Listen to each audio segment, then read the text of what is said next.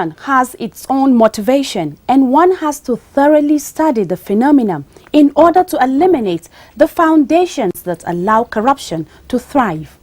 Please join hands with the EFCC to eradicate corruption from our society. Hello Nigeria, welcome to another edition of The Eagle. My name is Aisha Gambari. It's nice joining you again after a long vacation. Please stay tuned as the program continues shortly. Don't go away.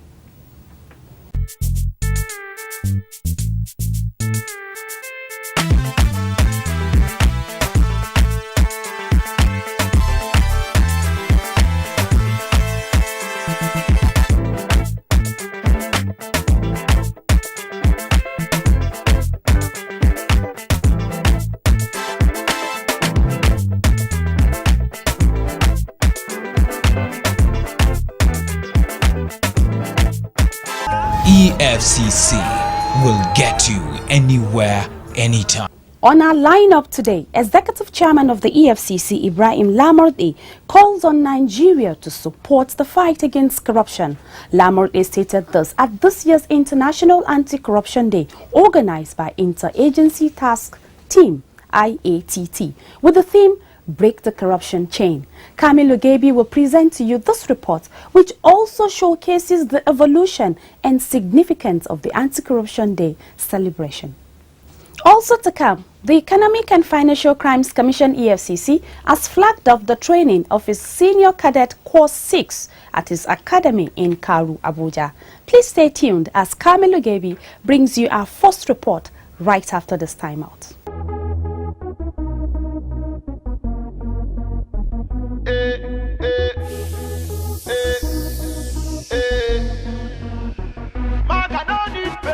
For me to buy correct motor, for me to take make my dough, Maga no need pay. Maga no need pay. Reminiscing as I walk to my car, thinking about how we used to be. For Ekoma, I did ride Okada, and most times I did so carry. I wanted to change the way I live, but I didn't have to do those things. Now I'm rolling VIP, and all the girls wanna be like me. Yeah. You ask me how I deal with my reality. Gotta tell you truly, it ain't easy now. I feel the pressure to find something wrong to do. Then I remember you reap what you sow.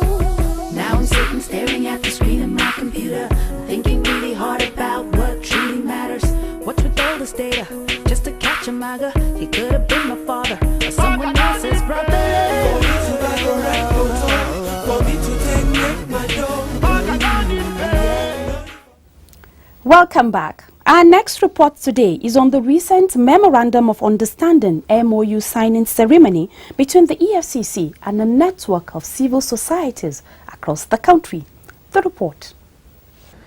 The chairman of Economic and Financial Crimes Commission EFCC, Ibrahim Lamorde, has reiterated the resolve of the commission to partner with the civil society in the fight against economic and financial crimes in the country.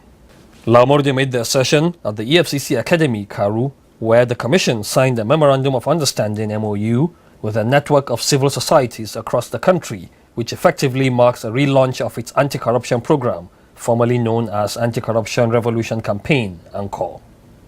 While noting that ANCOR, which was launched in December 2008, provided a platform for engagement of diverse citizen groups to key in and imbibe such positive virtues like probity, integrity, modesty, etc., necessary for positive national change, Lamorde, however, regretted that the program was undermined by several challenges, including some of the vices that it was set up to tackle. Apart from its enforcement mandate, the EFCC is also saddled with the responsibility of taking all necessary steps to prevent the commission of economic and financial crimes.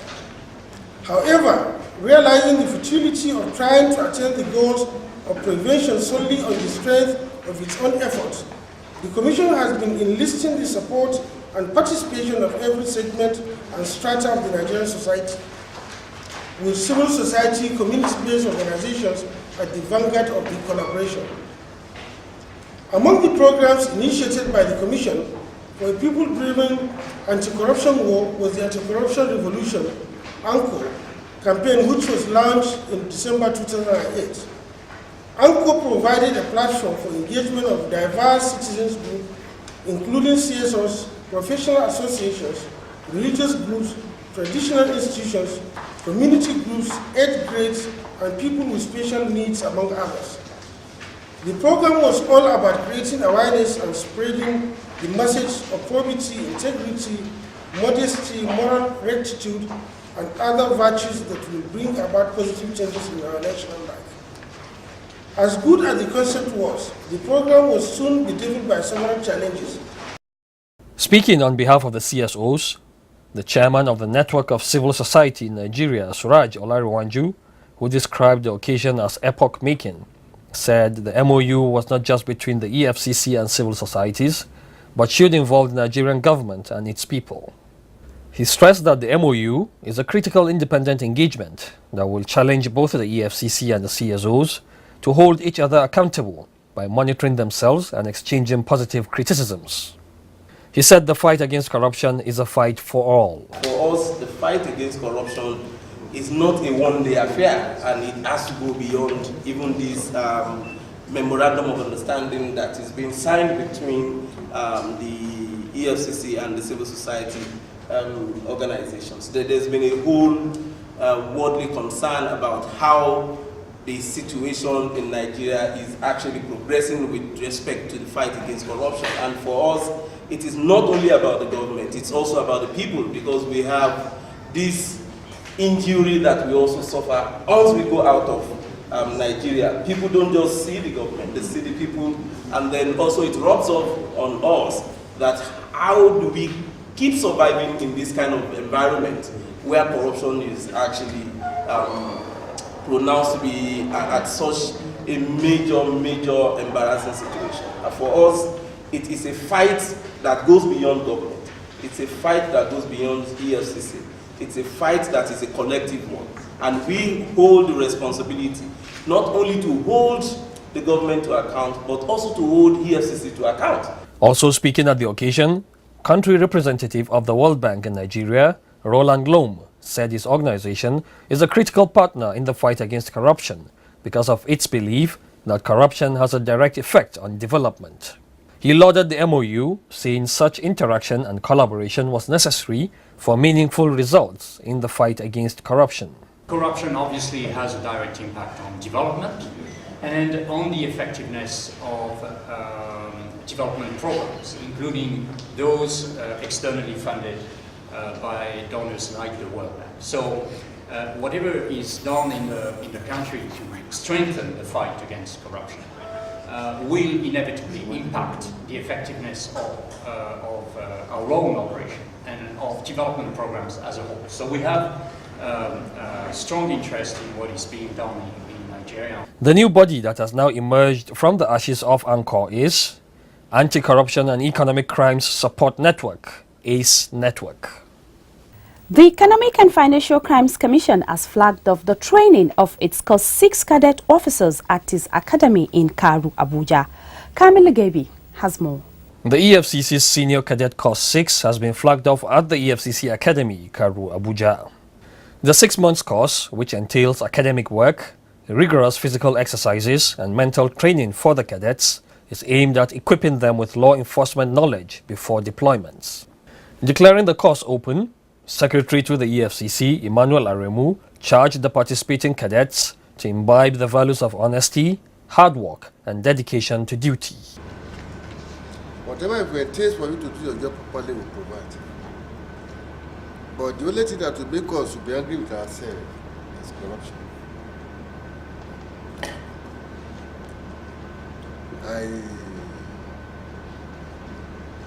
And as the name connotes also, there's a limit of our operations. We are economic and financial crimes. We are not like policemen that have general powers over crimes. And that is what people have been using against us to say EFCC are becoming rent collector, debt collector. No, we are not part of that. Our mandate is economic and financial crimes. And the outside of that is out of our jurisdiction. We don't get involved in that. want to say, as long as we're able to give you what you want, you should be able to give us what we want. What we want from you is dedication, honesty, and hard work. In his welcome address, Commandant of the Academy, Ayo Olowoniyi, charged the cadets to always ask questions in order to avoid running foul of the law and stay competitive in their chosen fields. He assured them of a smooth stay at the Academy, but stressed the fact that whoever breaks the law will be duly punished. The journey of 35 years began 1 week ago.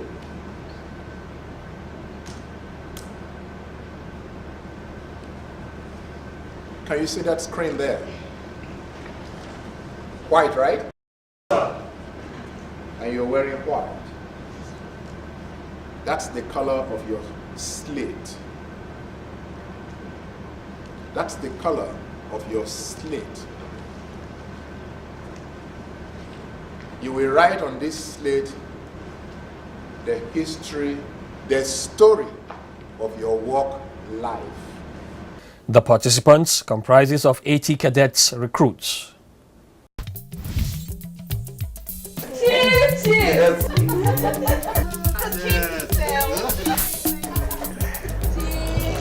What is it? Please, keep to yourself. Chief Urabo, I got a telephone call.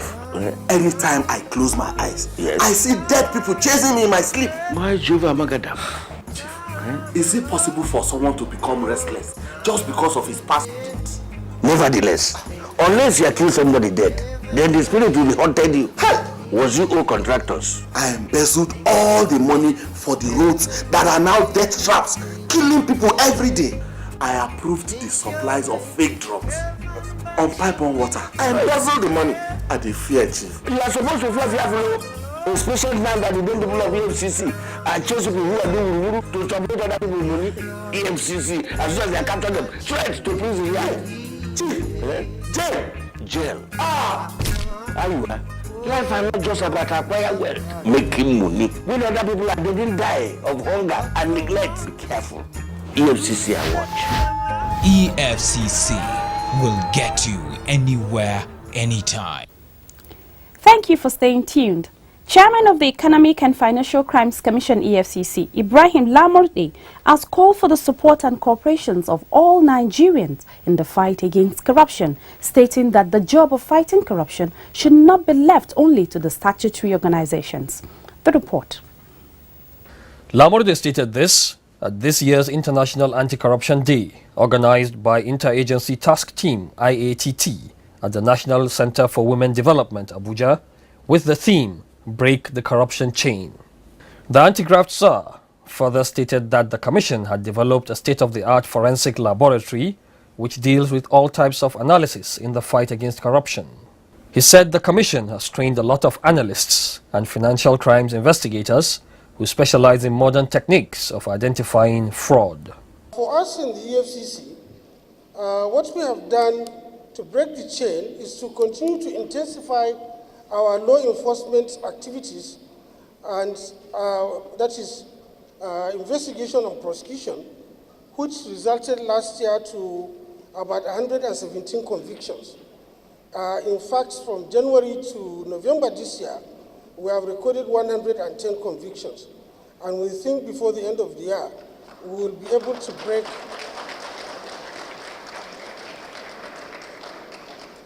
to supersede the 117 convictions we recorded last year. But we also realize that fighting corruption, as has been said by my chairman, is not all about arrest, prosecution, and conviction. It requires a multi-pronged approach, and therefore we have adopted public enlightenment, public education, so as to reach the members of the public at the grassroots. Also speaking, Ledum Miti, chairman of Interagency Task Team IATT, emphasized the need to empower the anti-corruption institutions with the necessary resources to confront corruption. Citing the Jakarta Principles for Anti-Corruption, which include remuneration, authority over human resources, adequate and reliable resources, as well as financial autonomy, he expressed doubt that the anti-corruption agencies in Nigeria meet the standards. According to him, if Nigeria was to make significant progress on developmental issues, it must break the corruption chain so as to reduce corruption to the barest minimum. He also called for the effective implementation of laws at all levels of governance without fear or favor. If we are to make significant progress on developmental issues, we must break the corruption chain in order to reduce corruption to the minimum. For a long time, our country, Nigeria, has been saddled with the scourge of corruption. While we must acknowledge, however, that we have not been idle in our bid to combat corruption and that our efforts through an array of anti-corruption legislation, institutions and measures must have accounted for an improvement in our rating in the recently released Transparency International Corruption Perception Index. The fact that corruption continues to remain a hydra-headed problem in Nigeria shows that we need to do more than just passing laws and creating further institutions. Balasanga, a representative from the United Nations Office on Drugs and Crime, UNODC, emphasized that corruption had the capability to lead to weak governance, which in turn could fuel organized crimes, including human trafficking, money laundering, terrorism, and other forms of criminality. Sanga, while pledging the support of UNODC to eliminate corruption, added that the UNODC had just started the implementation of over €34 million project funded by the European Union to assist anti-corruption agencies, the police, the judiciary, and civil society organizations. Corruption does not just steal money. It leads to weak governance, which in turn fuels organized crimes, including human trafficking, arms, terrorism, migrant smuggling, money laundering, counterfeiting, and other forms of criminality that the agency I represent, the United Nations Office on Drugs and Crimes, fights against on a daily basis. Corruption reaches into boardrooms, government, law enforcement, education, healthcare, sports, and virtually every single facet of life you can possibly imagine. Let us not make this mistake of assuming that it is only Nigeria. Every country, region, or field of endeavor experiences corruption and cannot escape the pool of this crime. Corruption drives up prices. It leads to inflation. It erodes business credibility. It diverts public funds and undermines equity and fairness across societies at all levels. Also, Mr. Kolade Omoyola, representative from the Code of Conduct Bureau, urged Nigerians to declare their assets, stating that the Bureau was doing its best to break the chain of corruption through public enlightenment. Another speaker at the event, Chidi Odinkalu, chairman of National Human Rights Commission (NHRC), who gave the keynote address, charged leaders who are nonchalant about fighting corruption to have a rethink. Also in attendance were top personalities that include the Emir of Suleja, Alhaji Awal Ibrahim, chairman of IAAC, Professor Ishaq Oloyede, and Archbishop John Priest Daniel, secretary IAAC, among others. Other agencies represented at the event were Nigeria Extractive Industries Transparency Initiative, Fiscal Responsibility Commission, Technical Unit on Governance and Anti-Corruption Reform, and Independent Corrupt Practices and Other Offences Commission, amongst others. The International Anti-Corruption Day has been observed annually on 9th December since the passage of the United Nations Convention Against Corruption on the 31st of October 2003. The convention states in part that the United Nations is concerned about the seriousness of problems and threats posed by corruption to the stability and security of societies, undermining the institutions and values of democracy, ethical values and justice, and jeopardizing sustainable development and the rule of law. End quote. With this, it is believed that all hands will be on deck to fight corruption. Glad to have you back. And like the last report says, the fight against corruption involves you and I. Please join hands with the EFCC to save the country from the grip of this monster called corruption. Next is a public service announcement. Please stay tuned as it contains important information that could prevent you from falling a victim of fraud. The report.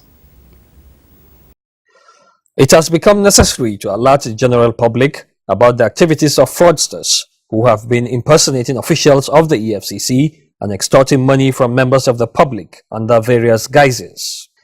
Despite arrests and successful prosecution of some of them by the Commission, the syndicates have continued to mushroom and changing tactics as soon as their latest modus operandi are exposed. There have been of recent a worrying upsurge in the number of fake invitation letters purported to have been issued by the EFCC, which the criminals are busy sending to unsuspecting members of the public, alleging high financial crimes against them. Pliable recipients of some of these letters have lost millions of naira to these gangsters in their desperation to forestall arrest and possible prosecution for unstated crimes. Despite repeated warnings by the Commission that no genuine EFCC invitation will request the recipient to call any private GSM number or any telephone line for that matter, and that the EFCC will not invite anybody to a meeting at any place other than the known offices of the Commission, many are still falling victims to the scam. The new dimension to the criminal exploits of the syndicates is to send text messages to would-be victims, alleging that they have pending cases before the EFCC and offering proposals for a soft landing. This new gimmick is targeted at politicians, especially those who are aspiring to hold offices in the next dispensation.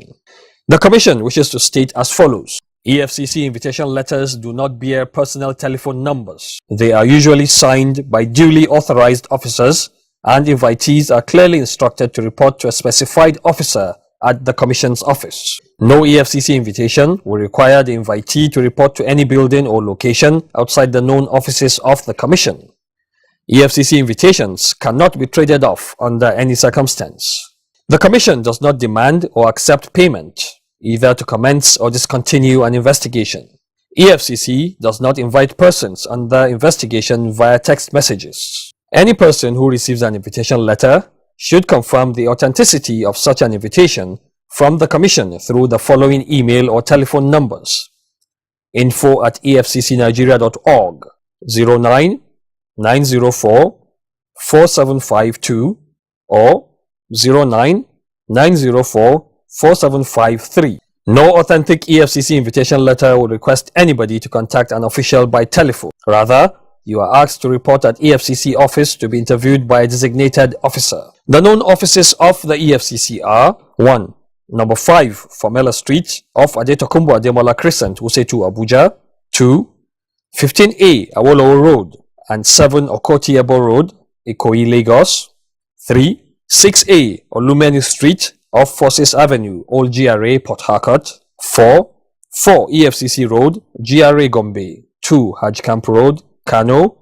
And 5. Plot 106, Federal Government College Road, Independence Layout, Enugu. A few weeks ago, the EFCC arrested one Olubumo Olalekan who had been churning out fake invitation letters and messages to prominent citizens and heads of organizations, alleging fraud against them from his Akure base. Now, his accomplice, Mohammed Yunus Tope, a 30-year-old who hails from Auchi, Edo State, has been arrested by the Commission. He was picked up in a sting operation at a New Generation Bank in Kano as he attempted to withdraw the sum of 2 million naira he demanded from the head of a federal government agency. To be forewarned is to be forearmed. And with that, we've come to the end of today's edition of The Eagle. Please keep a date with us, same time, same station next week for another exciting episode.